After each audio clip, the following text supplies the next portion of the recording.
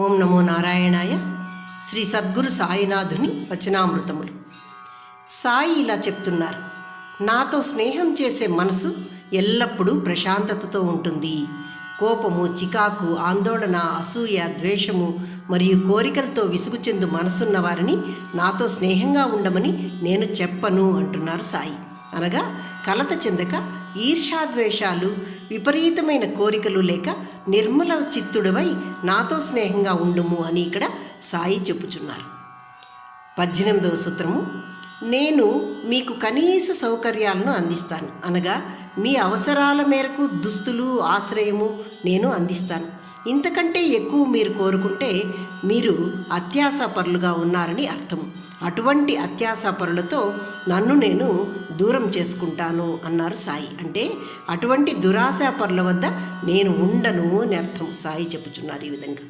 19వ సూత్రం, మీరు నన్ను ఆనందపరచాలి అంటే పేదలకు మరియు బలహీనులకు ఆహారం అందించండి, వారికి సేవ చేయండి.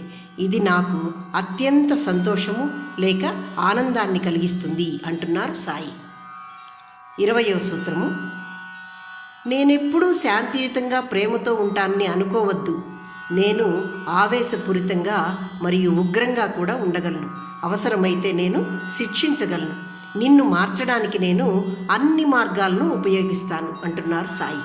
అనగా మనల్ని సన్మార్గంలో పెట్టడానికి సాయి ప్రేమ భావనతో నచ్చ చెప్పగను కలడు, లేక కోపోద్రిక్తుడై శిక్షించను కలడు అని చెప్పుచున్నారు.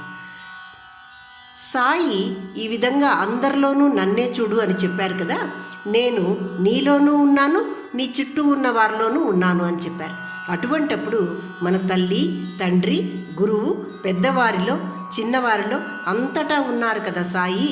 మనల్ని సాయి వీరి రూపంలో బుజ్జగించగను గలడు, శిక్షించను గలడు అని ఈ విధంగా సాయి నేను ప్రేమస్వరూపుడనే కాదు, ఆవేశపూరితంగా కూడా ఉంటాను అని చెప్తున్నారు. ఓం నమో నారాయణాయ.